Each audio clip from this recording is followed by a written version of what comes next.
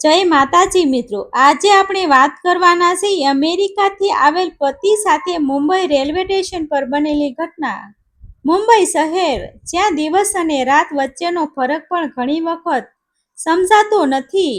ઊંચી ઇમારતો, દોડતી ટ્રેનો અને લાખો લોકોના સપનાઓ વચ્ચે એક નાનકડા વિસ્તારમાં એક જૂનું તૂટેલું ઘર હતું. એ ઘરમાં રહેતો હતો ધીરજ પટેલ. ઉંમર લગભગ 30 વર્ષની, ચહેરા પર નિર્દોષતા અને આંખોમાં પોતાના પરિવાર માટે કંઈક મોટું કરવાની આગ. તેના પરિવારમાં તેની વૃદ્ધ માતા કાંતાબેન, પત્ની મીના અને 2 નાના બાળકો, 7 વર્ષનો દીકરો ચિરાગ અને 4 વર્ષની દીકરી રાધિકા હતા.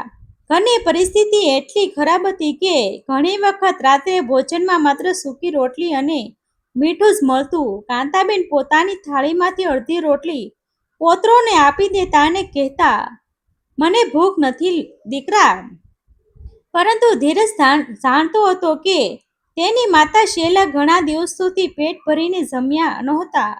મીના પણ પોતાના બાળકોને જમાડ્યા પછી પાણી પીને સૂઈ જતી. ઘરમાં ગરીબી એટલી વધી ગઈ હતી કે વરસાદ આવે ત્યારે છતમાંથી પાણી ટપકતું અને બાળકો એક ખૂણામાં ભેગા થઈને રાત પસાર કરતા. એક સાંજે ધીરજ બહારથી ખૂબ ઉદાસ થઈને ઘરે આવ્યો. તેના હાથમાં એક જૂનું કાગળ હતું. મીનાએ પૂછ્યું, "શું થયું? આજે તમે ખૂબ ચિંતામાં દેખાઈ રહ્યા છો." ધીરજે ભારે અવાજે કહ્યું, "મીના, અહીં રહીને હવે કંઈ નહીં થાય. આખો દિવસ મજૂરી કરું છું, છતાં બાળકોને સારું ભોજન પણ આપી શકતો નથી." મીનાની આંખોમાં ભય દેખાવા લાગ્યો.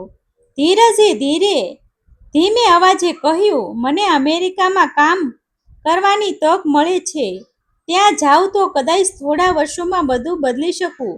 આ શબ્દ સાંભળતા જ ઘરમાં શાંતિ છવાઈ ગઈ. વૃદ્ધ કાંતાબેનની આંખોમાંથી આંસુ સરકી પડ્યા.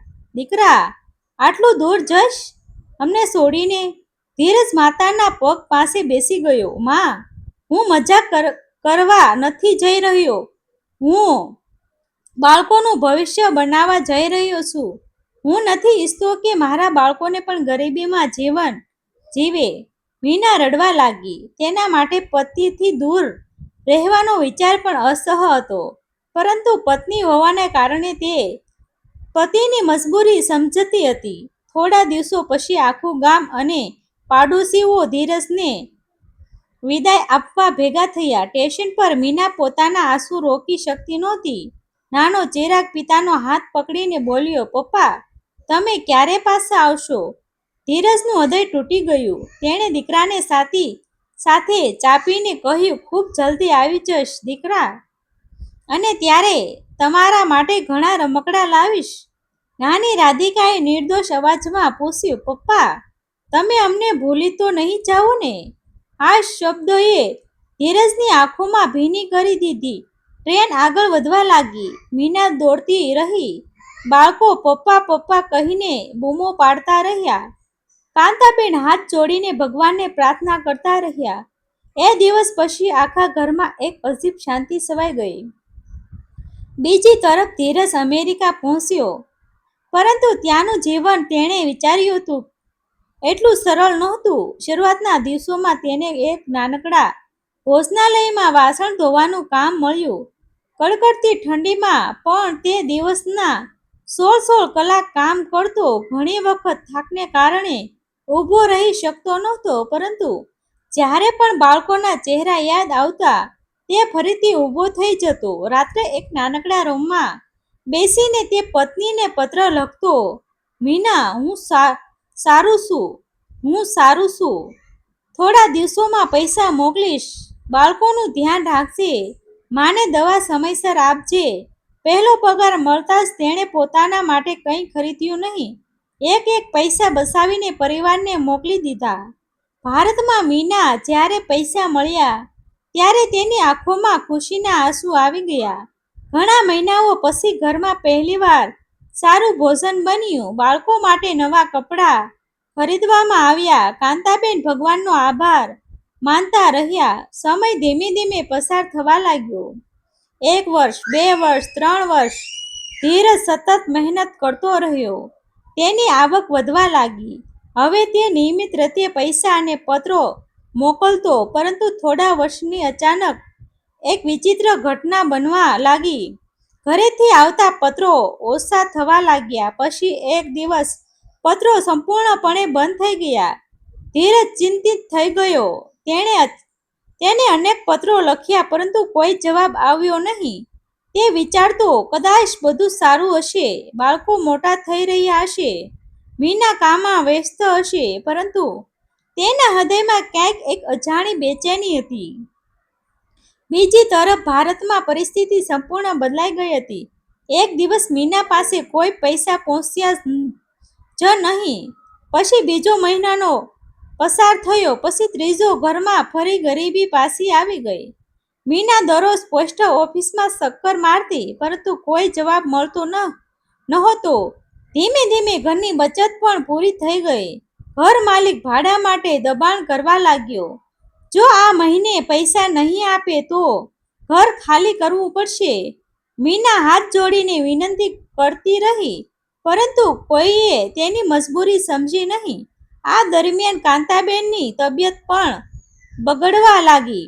બાળકોને ભોજન આપવું પણ મુશ્કેલ બન્યું. મીના લોકોના ઘરમાં વાસણ ધોવા અને સફાઈનું કામ કરવા લાગી. સવારથી સાંજ સુધી મહેનત કરતી, છતાં પણ ઘરમાં પૂરતું ભોજન આપતું નહોતું. ઘણા લોકો તેની મજબૂરીનો ફાયદો ઉઠાવતો પ્રયત્ન કરતા, પરંતુ મીનાએ પોતાના ઇજ્જત અને પરિવાર માટે દરેક મુશ્કેલીઓ સામે લડવાનું ચાલુ રાખ્યું. એક દિવસ નાનો ચિરાગ તાવથી બળવા લાગ્યો. દવા ખરીદવા માટે પણ પૈસા નહોતા. મીના આખી રાત દીકરાના માથા પર પાણીની પટ્ટી મૂકતી રહી અને ભગવાનને પ્રાર્થના કરતી રહી. કાંતાબેન એક ખૂણામાં બેસીને રડી રહ્યા હતા. તેમને એક જ દુઃખ હતું, કાશ મારો દીકરો અહીં હોત. દિવસો મહિનામાં અને મહિના વર્ષોમાં બદલાવા ગયા. પરિસ્થિતિ એટલી ખરાબ થઈ ગઈ કે આખરે ઘર માલિકે તેમને ઘર બહાર કાઢી મૂક્યા. મીના પોતાના 2 બાળકો અને વૃદ્ધ સાસુ સાથે રસ્તા પર આવી ગઈ. તે દિવસ તેમના જીવનનો સૌથી મોટો કાળો દિવસ હતો. વરસાદ પડી રહ્યો હતો. ચારે લોકો એક રેલવે સ્ટેશનના ખૂણામાં બેસી રહ્યા.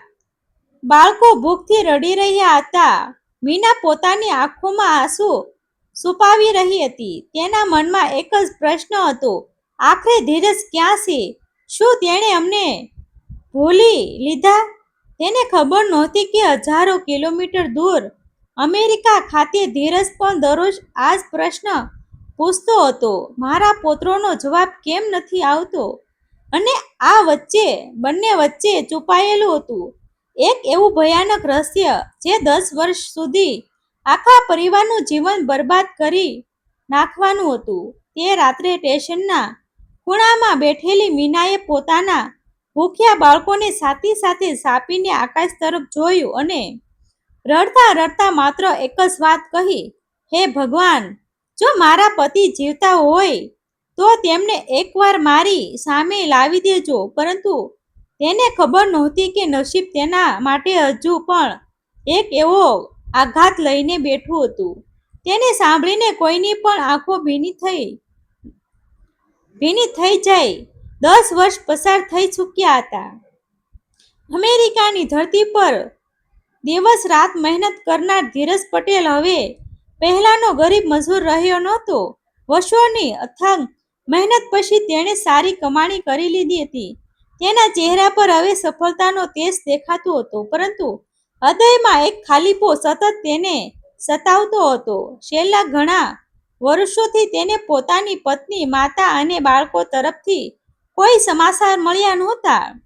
અનેક પત્રો લખ્યા, ઘણા ઓળખીતાઓને દ્વારા ખબર મેળવવાનો પ્રયાસ કર્યો, પરંતુ કંઈ જ માહિતી મળી નહોતી.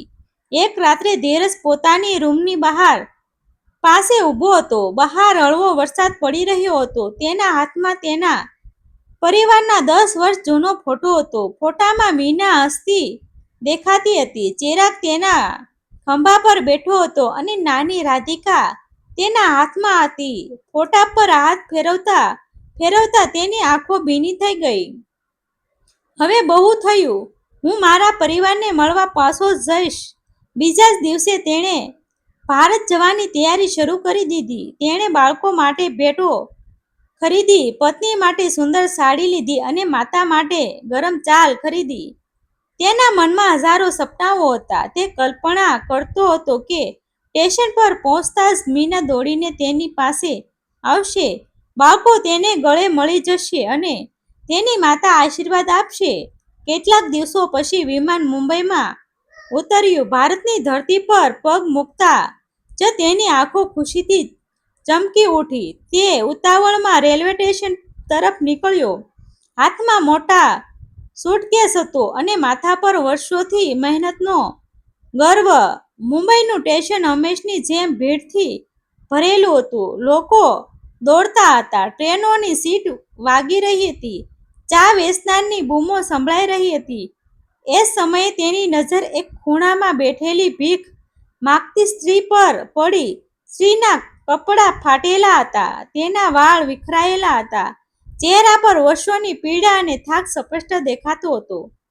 તે લોકો સામે હાથ લંબાવી રહી હતી. ધીરજની નજર અચાનક તેના ચહેરા પર સ્થિર થઈ ગઈ.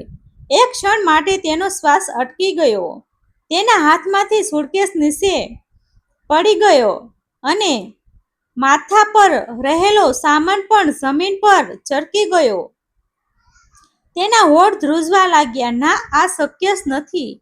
તે ધીમે ધીમે આગળ વધવા લાગ્યો. સ્ત્રીએ પણ ભીખ માટે હાથ આગળ વધાર્યો. સાહેબ, 2 રૂપિયા આપો, ભગવાન તમારું ભલું કરશે.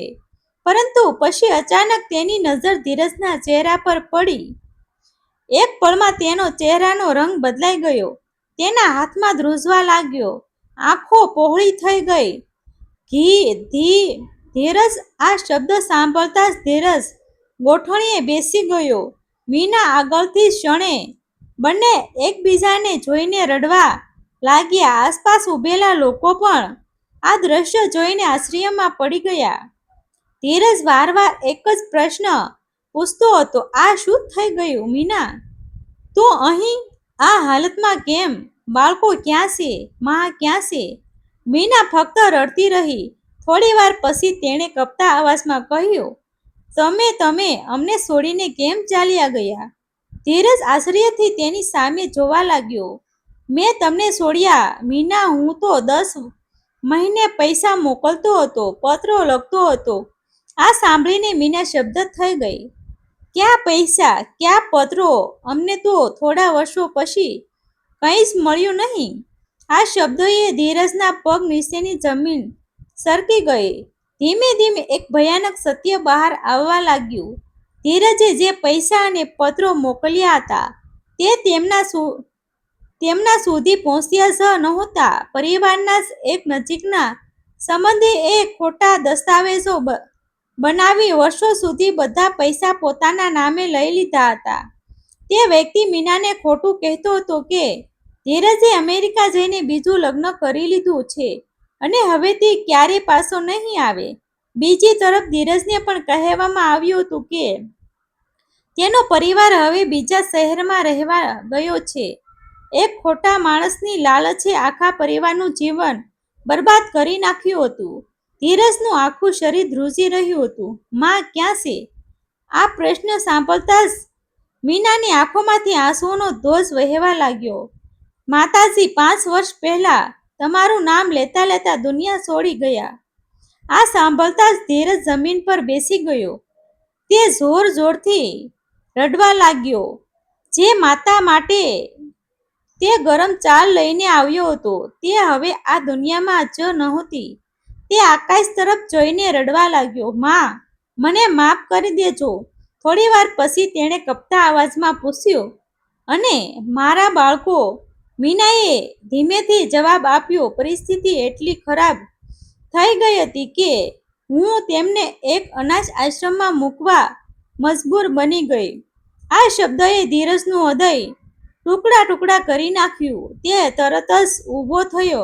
ચાલ મીના, આપણે હમણાં જ બાળકોને શોધીશું. આગળના ઘણા દિવસો સુધી બંને મુંબઈના અનેક સ્થળોએ ફર્યા. આખરે તેમણે ખબર પડી કે ચિરાગ અને રાધિકા એક સંસ્થામાં રહે છે.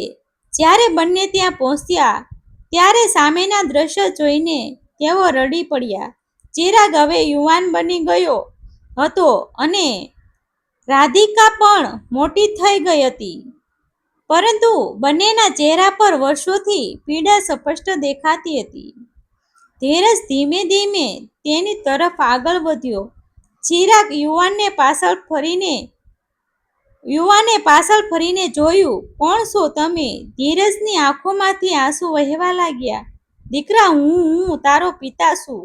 આ સાંભળીને ચિરાગના હાથ ધ્રુજી ઉઠ્યા. રાધિકા પણ આશ્ચર્યથી તેની સામે જોવા લાગી.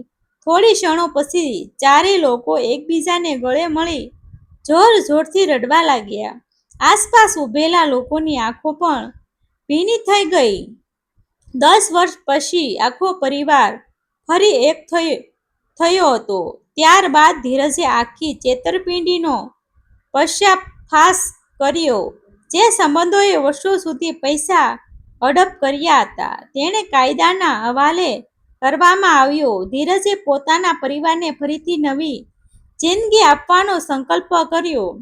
થોડા મહિનાઓ પછી તેઓ નવા ઘરમાં રહેવા લાગ્યા. ઘરમાં ફરીથી હાસ્ય ગૂંજવા લાગ્યું.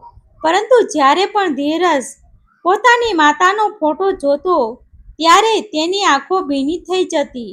તે હંમેશા એક જ વાત કહેતો હતો, પૈસા કમાવા માટે માણસ દુનિયાના કોઈ પણ ખૂણે જઈ શકે છે, પરંતુ પરિવારથી દૂર રહેવાનો નિર્ણય લેતા પહેલા હજારો વાર વિચારવું જોઈએ, કારણ કે સમય અને સંજોગો ક્યારે શું કરી બેસે તેની કોઈને ખબર રહેતી નથી.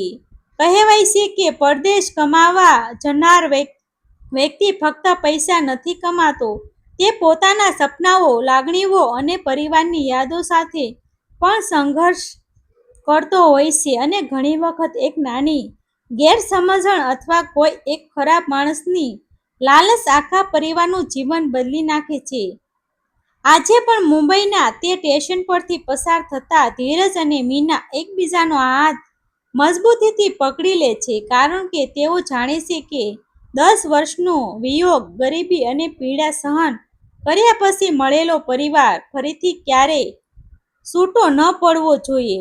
ડિસ્ક્લેમર: આ વાર્તા વિવિધ સત્ય ઘટનાઓથી પ્રેરિત છે. કેટલાક પાત્રો, સ્થળો અને પ્રસંગોને મનોરંજન અને વાર્તાત્મક રજૂ માટે બદલવામાં આવ્યા છે. આભાર મિત્રો. ગમે તો શેર કરી દેજો.